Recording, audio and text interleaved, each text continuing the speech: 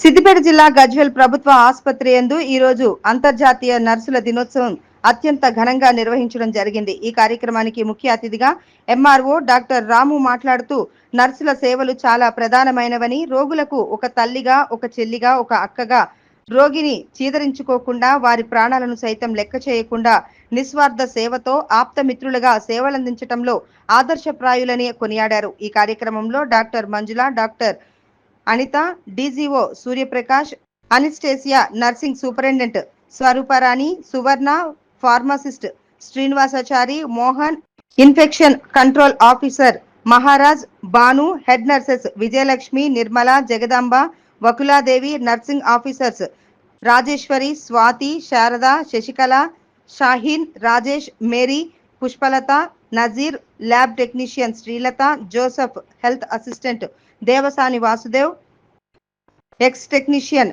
జావీద్ మరియు వైద్య సిబ్బంది, పారామెడికల్ స్టాఫ్, శానిటైజేషన్ సిబ్బంది అధిక సంఖ్యలో పాల్గొని కార్యక్రమాన్ని విజయవంతం చేశారు.